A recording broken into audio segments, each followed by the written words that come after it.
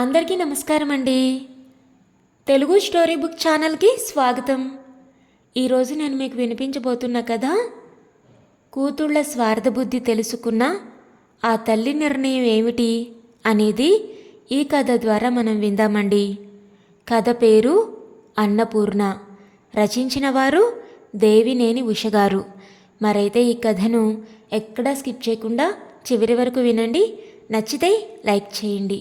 కొత్తగా మన ఛానల్ని చూస్తున్నట్లయితే కనుక సబ్స్క్రైబ్ చేసుకోవడం అస్సలు మర్చిపోవద్దు. మరొక కథలోకి వెళ్ళిపోదామా? అన్నపూర్ణకు మెలకువ వచ్చింది. చుట్టూ చూసింది. తెల్లని గోడలు బెడ్లైట్ వెలుతురులో కనబడుతున్నాయి. గొంతు మంటగా ఉంది. దాహంగా అనిపిస్తుంది. మంచం మీద నుండి లేవలేని అసక్తత. తల తిప్పి చూసింది. స్టూల్ మీద మంచినీళ్లు పోసి ఉన్న గాజు జగ్గు కనిపిస్తోంది. పెదవులు తడుపుకుంది. నాలుక మీద తడి లేదు. రాధా! ఎండిపోతున్న గొంతుతో అస్పష్టంగా పిలిచింది. జవాబు రాలేదు. అన్నపూర్ణ కళ్ళలో నీళ్లు తిరిగాయి. మెల్లగా కుడిచెయ్యి చాపి స్టూల్ మీద ఉన్న జగ్గు అందుకోబోయింది. వేళ్ల అంచులు తగిలి జగ్గు భళ్ళున కింద పడిపోయింది. గాజు జగ్గు ముక్కలు ముక్కలైపోయింది. నీళ్లన్నీ నేలపాలయ్యాయి. మంచి నిద్రలో ఉన్న గోపాల్కి ఏదో కిందపడిన శబ్దానికి మెలకు వచ్చింది. అత్తగారి గదిలో నుండి ఆ శబ్దం వచ్చిందని గ్రహించాడు. తల తిప్పి చూశాడు. రాధ గాఢంగా నిద్రపోతుంది. రాధా! చిన్నగా పిలిచాడు. రాధ పలకలేదు. గోపాల్ బెడ్ దిగి స్లిప్పర్స్ వేసుకొని పక్క రూంలోకి వచ్చాడు. గాజు పెంకులు. నిస్సహాయంగా మంచం మీద పడుకొని ఉన్న అత్తగారు కనిపించారు. ఆమె స్థితి అతనికి అర్థమైంది. మగవాడైనా అతని మనసు జాలితో కరిగింది. మంచినీళ్ళు కావాలా అత్తయ్యా అని అడిగాడు. అవునన్నట్లు తలూపింది. గోపాల్ స్టూల్ మీదున్న గ్లాస్ తీసుకొని వంటగదిలోకి వెళ్ళి గ్లాస్తో మంచినీళ్లు తెచ్చి గ్లాస్ అత్తగారి చేతికి అందించాడు.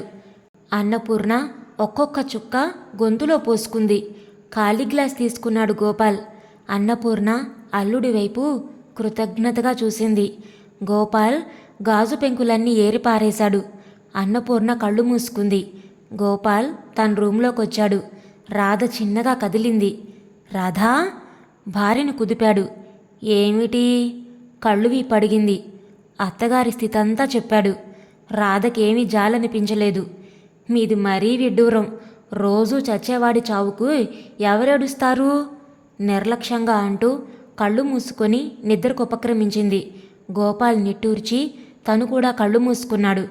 తెల్లవారి పని మనిషి అంజమ్మ వచ్చి అన్నపూర్ణ పక్క బట్టలు దులిపి అన్నపూర్ణతో మొహం కడిగించింది. అంజమ్మ, రోజు ఆ చప్పటి బ్రెడ్ ఉదయాన్నే నేను తినలేకపోతున్నాను. ఒక్క ముద్ద అన్నం రాత్రిదైనా సరే తెచ్చిపెట్టవు? అన్నపూర్ణ అడిగింది. ఉదయాన్నే ఆమెకు బ్రెడ్డు పాలు ఇస్తారు. అన్నపూర్ణ ఒకప్పుడు నిజంగా అన్నపూర్ణే. వడ్లు విస్తారంగా పండే పొలాలుండేవి అన్నపూర్ణ భర్త రాఘవరావుకు. అన్నపూర్ణ ఇంట్లో రోజు 4 సేర్లు బియ్యం అన్నం ఉడికేది. ఆ ఇంట్లో ఉండేది అన్నపూర్ణ, రాఘవరావు. వాళ్ల కూతుళ్ళు ఇద్దరే అయినా వచ్చే పోయే అతిథుల రాక ఎక్కువగా ఉండేది. ప్రతిరోజు ఆ ఇంట్లో 4-5 విస్తరి ముందు కూర్చోవాల్సిందే. ఇంటికి ఎవరు వచ్చినా అన్నపూర్ణ ఆదరించి అన్నం పెట్టేది. ఆమె పేరుకు తగ్గట్టుగా ఉంటుందని అందరి నోట ఎన్నో ప్రశంసలు పొందింది. వాళ్ల సంతానం చాముండి, రాధ. చాముండికి 6 సంవత్సరాలు వచ్చాక రాధ పుట్టింది. 2 పిల్లల్ని అపురూపంగా పెంచుకున్నారు. చాముండిని ఆ ఊరి రైతు కొడుకు రాజారావుకిచ్చి వివాహం జరిపించారు. రాజారావు అత్తవారి నుండి కట్న కానుకలు ప్రత్యేకంగా ఆశించలేదు. రాఘవరావుకి ఉన్న సంతానం 2 ఆడపిల్లలే. అతని ఆస్తి వీళ్లకే సంక్రమిస్తుంది అని తెలుసు. చాముండికి చాలా వరకు సహనం తక్కువ, నోటి దురుసు ఎక్కువ. రాధ ఆ సంవత్సరం కాలేజీలో చేరింది. రాధ ఆడింది ఆటగా, పాడింది పాటగా పెరిగింది. ఆమె స్వభావం చాలా చిత్రమైనది. ప్రతి దానికి ప్రెస్టేజీ అంటూ చిందులు వేస్తుంది. రాధకు చాముండికి అంతగా సఖ్యత కలవదు. రాధ డిగ్రీ ఫైనల్ ఇయర్లో ఉండగా రాఘవరావు మరణించాడు. ఆ లోగిట్లో అన్నపూర్ణ, రాధ మిగిలిపోయారు. బంధువులు తరచుగా వస్తారు కనుక ఆడవాళ్లకు ఎక్కువగా సమస్యలు ఎదురు కాలేదు. బంధువుల సహకారంతో అన్నపూర్ణ రాధ వివాహం తలపెట్టింది. గోపాల్ పట్నంలో బ్యాంకులో వర్క్ చేస్తున్నాడు. అతనికి రాధకు ఘనంగా వివాహం జరిగింది. రాజారావు మరదలి పెళ్లిలో మొహం మాడుచుకుని తిరిగాడు. అత్తగారు తమ పెళ్లి కంటే మరదలి పెళ్లి అట్టహాసంగా చేసిందనే అభిప్రాయం అతని మనసులో పడింది. రాధ తన అభిరుచుల మేరకు అట్టహాసమైన చీరాసారలతో పట్నంలో కాపురం పెట్టింది. రాజారావు అత్తగారి ఆస్తి పంచి తన భార్యకు రావలసిన వాటా ఇవ్వాలంటూ పేచీ పెట్టుకున్నాడు. ఆడపడుచులకు ఆస్తి హక్కు ఎటూ వచ్చింది కనుక కూతుళ్లకు ఆస్తి పంచక తప్పలేదు అన్నపూర్ణకు. చాముండి పూర్తిగా భర్త పక్షాన చేరిపోయింది. డబ్బుతో రాజారావు ఆ ఊరి పెద్దలను కొనేశాడు. ఆస్తిలో అత్తగారికి ప్రత్యేకంగా వాటా పెట్టాల్సిన అవసరం లేదని, ఆవిడికి ఉన్నది ఎటూ 2 కూతుళ్లే కనుక ఆవిడ బాధ్యత చివరి వరకు వాళ్లే స్వీకరిస్తారని చెప్పాడు. అన్నపూర్ణను నోరెత్తనీయకుండా రాజారావు రాఘవరావు ఆస్తిని 2 భాగాలు చేయించాడు. రాధ ఆమె భర్త వచ్చి తమ ఆస్తంతా క్యాష్ చేసుకున్నారు. చాముండికి 4 పిల్లలున్నారు. వాళ్ళు చిన్నపిల్లలు. వాళ్ళ ఆలనా పాలనా చూస్తుందని చాముండి రాజారావు పథకం వేసుకొని తల్లిని తమ ఇంటికి తెచ్చుకున్నారు. తనకంటూ భర్త ఏర్పరిచిన లోగిలి దాటి అన్నపూర్ణ కూతురింట్లోకి అడుగుపెట్టింది. అన్నపూర్ణగా పేరు మోసిన ఆమె కూతురింటికి జీతం లేని ఆయా అయ్యింది. కూతురి పిల్లలను కూతురి కంటే ఎక్కువగా సాకింది. అల్లుడు రాజారావు అత్తగారు తమ ఇంట అడుగుపెట్టాక ఒక్కనాడు పలకరించలేదు. ఆవిడ్ని చూస్తేనే మొహం దుమదుమలాడించేవాడు. అన్నపూర్ణ ఆ ఇంట అందరి నిరాదరణలు మోగగా భరించింది. చాముండి పిల్లలు ఎవరి జీవితాల్లో వాళ్ళు స్థిరపడే నాటికి అన్నపూర్ణకు వృద్ధాప్యం మీద పడిపోయింది. ఆవిడ అవసరం చాముండికి తీరిపోయింది. తల్లిని వెంట పెట్టుకొని బస్తీలో చెల్లెలింటికి తీసుకొచ్చింది. అప్పటికే లైట్గా పక్షవాతం వచ్చింది అన్నపూర్ణకు. రాధా చాముండి కలిసి అన్నపూర్ణను హాస్పిటల్లో జాయిన్ చేశారు. అన్నపూర్ణను రాధకు అప్పగించి చాముండి రాజారావు తమ ఊరు వెళ్ళిపోయారు. రాధకు అక్కాబావ స్వభావం తెలుసు. తల్లికి జవసత్వాలున్నంత వరకు ఊడిగం చేయించుకొని రసం తీసిన పిప్పిలా అయిపోయిన తల్లిని ఇలా వదిలించుకున్నారని గ్రహించుకుంది. అక్క మీద కోపంతో డబ్బు ఖర్చు పెట్టి తల్లికి మంచి వైద్యం చేయించింది. ఆవిడ్ని డిశ్చార్జ్ చేశాక తన ఇంటికి తీసుకొచ్చింది. తల్లి కోసం ఒక రూము, ఒక పని మనిషిని ఏర్పరిచింది. అయితే రాధది అంతా డిసిప్లిన్ ప్రకారం జరిపే పద్ధతి. 2 మగపిల్లలుంటే హాస్టల్లో జాయిన్ చేసింది. ప్రతి సంవత్సరం హాలిడేస్కి మాత్రమే వాళ్ళ ఇంటికి వస్తారు. ఆ ఇంట్లో పద్ధతులన్నీ విదేశీ పద్ధతులే. రాధ ప్రతి విషయంలోనూ స్టేటస్ కోసం చూస్తుంది. అన్నపూర్ణగా రోజు 10 మందికి అన్నం పెట్టిన అన్నపూర్ణకు ఇప్పుడు చిన్న కూతురు రాధ టైం ప్రకారం అన్నం కొలిచి పెడుతుంది. వయసు మీద పడింది కనుక కడుపు నిండుగా తింటే అరగదు అని అంటుంది రాధ. అంతేకాని ఆమె ఇంట్లో బియ్యం లేక కాదు. సంవత్సరం తిరిగేసరికి అన్నపూర్ణ మరింత ఎముకల పోగయింది. చాలీ చాలని కొలత తిండి ఆమె శక్తిని పూర్తిగా హరింపజేసింది. అన్నపూర్ణకు తిరిగి పక్షవాతం వచ్చేసింది. పూర్తిగా మంచంలో పడిపోయింది. ప్రాణం ఒక్కటి తప్ప ఆవిడలో ఏమీ లేదు. అది ఎప్పుడు పోతుందా అని దైవ ప్రార్థన చేసుకుంటూ ఉంటుంది. అంజమ్మ అన్నపూర్ణ కోరిక మీద రాత్రి అన్నం పళ్ళెంలో పెట్టి తెచ్చింది. అన్నపూర్ణ ఆశగా అందుకోబోయింది.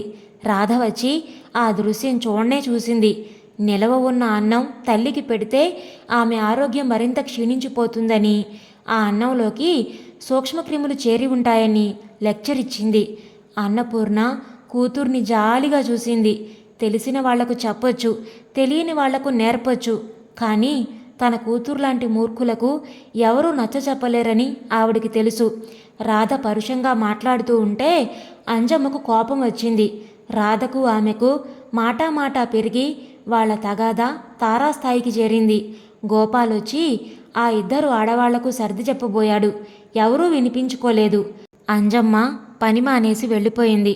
పోతే పోయింది, డబ్బు పారేస్తే 190 మంది అనుకుంది పళ్ళు కొరుకుతూ రాధ.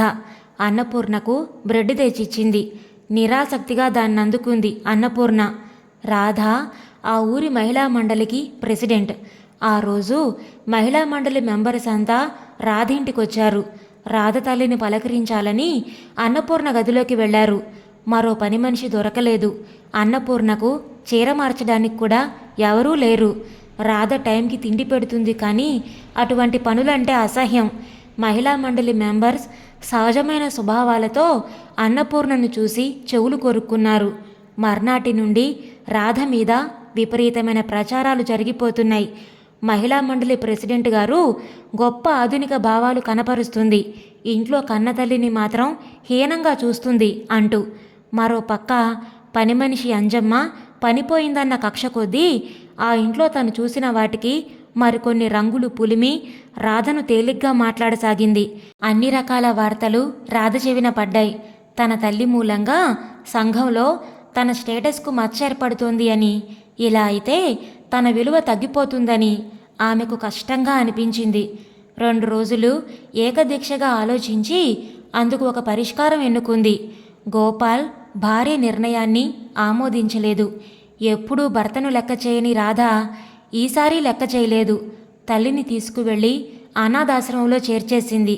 తల్లి కింద నెలకు వాళ్లకింత డబ్బిస్తానని, తల్లిని శ్రద్ధగా చూడమని ఆ ఆశ్రయం అధికారిని కోరింది. ఊళ్ళో మళ్ళీ కొన్ని రోజులు రాధ మీద వదంతులు పుట్టాయి. రాధ లెక్క చేయలేదు. అన్నపూర్ణకు కూతురు దగ్గర కంటే ఇక్కడ కాస్త బాగానే ఉంది. ఎంతో ఆస్తి ఉన్న తను ఇలా అనాథల మధ్య బ్రతకడం ఆమెకు చాలా బాధగా అనిపించింది. కూతుళ్ల సొమ్ము తినకుండా ఇలా పరాయివారు పెట్టే తిండి తినడమే మేలనిపిస్తోంది ఆమెకు.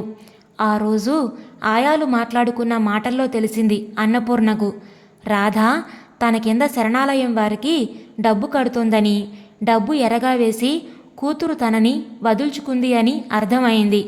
అన్నపూర్ణ ఒళ్ళు అసహ్యంతో కంపించిపోయింది.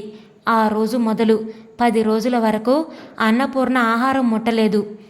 ఆగస్టు 15వ తేదీ స్వాతంత్ర దినోత్సవం. మహిళా మండలి వారు అనాథ శరణాలయంలో పంచడానికి లడ్డూలు తెచ్చారు. రాధ రాలేదు. అన్నపూర్ణ వాళ్ళని చూసి కళ్ళు తిప్పలేదు. ఆయాలు పిలిచారు. అన్నపూర్ణ మాట్లాడలేదు. మరో 2 నిమిషాలకి అక్కడున్న అందరూ తెలుసుకున్నారు అన్నపూర్ణ మరణించిందని. ఆమె తల దగ్గర చీటి మహిళా మండలి సభ్యులు విప్పి చదివారు. పడుకునే రాసినట్టుంది. అక్షరాలు వంకరటింకరగా ఉన్నాయి. ఆడపిల్లలే ఆస్తి అనుకుని ఉన్న ఆస్తి వాళ్లకే ఇచ్చాను. ఏ తల్లిదండ్రులైనా బిడ్డలు చూస్తారని నమ్మి వాళ్లకు జీవనాధారం ఏమీ లేకుండా అంతా పిల్లలకే అప్పగించకూడదు. బహుశా నన్ను తలుచుకుంటే ఇక ఎవరూ ఆ పని చెయ్యరేమో. నా కూతురు డబ్బు ఎరగా పెట్టి నన్ను వదుల్చుకుంది. కని పెంచిన తల్లంటే ప్రేమలేని రాధ కానీ, నా పెద్ద కూతురు చాముండి కానీ నా అంత్యక్రియలు చేయరాదు.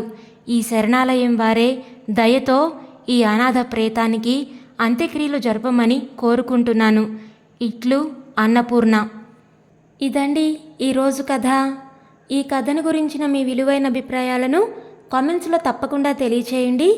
ఇంత మంచి కథను మనకు అందించిన దేవినేని ఉష గారికి మనందరి తరపు నుంచి ధన్యవాదాలు తెలియచేసుకుంటున్నానండి.